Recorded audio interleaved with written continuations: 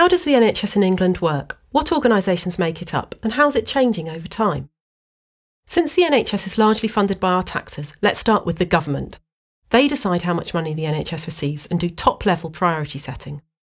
The Secretary of State for Health is in charge of the Department of Health, which is actually quite slimmed down compared to what it used to be, and it passes most of its money on to a range of other organisations. The lion's share goes to an organisation called NHS England. It was created in 2013 as part of sweeping reforms aimed at improving services by increasing competition, cutting red tape, and keeping the government out of the day-to-day running of the NHS. But this is all actually quite far from what's really happening, as we'll see. NHS England is responsible for overseeing the commissioning, the planning and buying, of NHS services.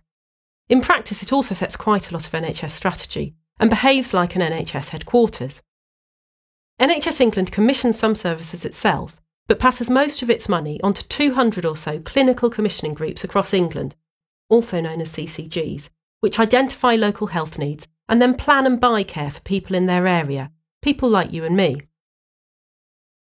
CCGs buy services from organisations of different shapes and sizes, from NHS trusts that run hospitals and community services to GPs and others that provide NHS care, including organisations run by charities and the private sector.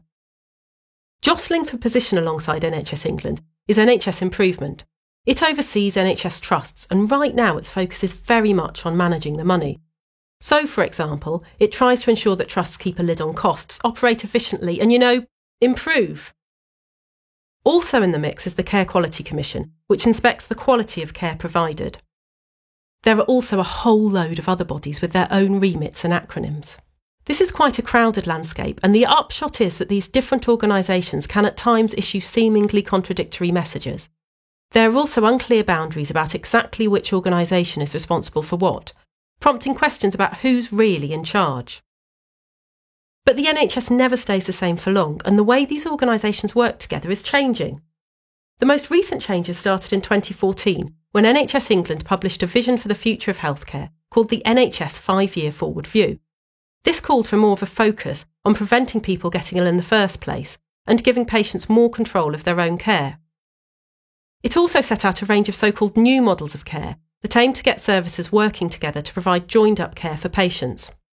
There's not been much progress on the prevention bit, but lots of energy has been put behind the new models. These set out to do things like provide care traditionally delivered in hospitals, like chemotherapy, in people's homes, and get people to work differently, for instance dementia specialists carrying out clinics and GP surgeries. This new way of working is particularly designed to help meet the needs of increasing numbers of people who need support to help manage a range of long-term health conditions, particularly older people. 50 areas across England, known as Vanguard sites, have been trialling these different ways of delivering more joined-up care over the past couple of years. This is all part of a broader shift towards organisations working together more closely to meet patients' physical and mental health needs, and away from an NHS marketplace. The NHS has invented or adopted a whole array of acronyms to describe this new and evolving approach. Firstly, there are STPs, or Sustainability and Transformation Partnerships, which aren't things or organisations in themselves, but, as the name suggests, more a way of working together in partnership. These were created when NHS organisations were asked to come together with local authorities, charities and others to agree how to improve health and modernise services in their patch. There are 44 STPs in England, all focused on progressing the ideas set out in the 5-Year Forward View. But they haven't exactly had an easy birth, with accusations of plans being cooked up behind closed doors and driven by financial cuts. Some STP areas are on track to develop into another 3-letter acronym, ACSs, or Accountable Care Systems.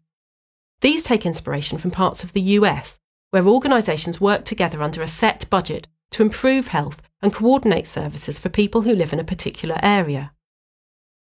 In part, these changes are all about managing the limited resources available to the NHS, but they're also about working together with services outside the NHS, like social care and public health, that have a really important impact on our health. This requires much closer working with local authorities. Some areas are taking this regional-based approach even further.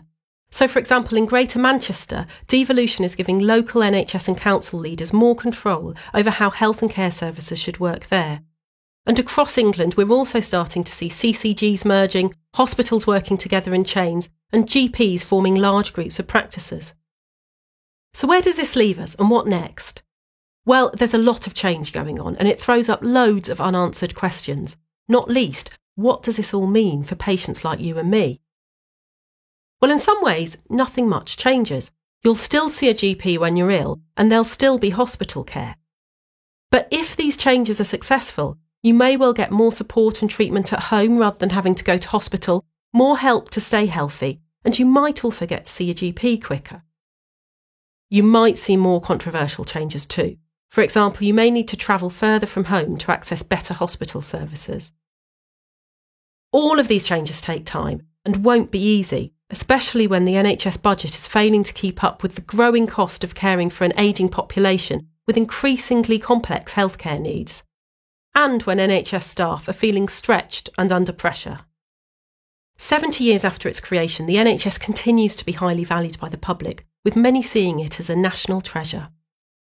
Looking at the bigger picture, change in the NHS is nothing new, and this is just a snapshot of where we are now.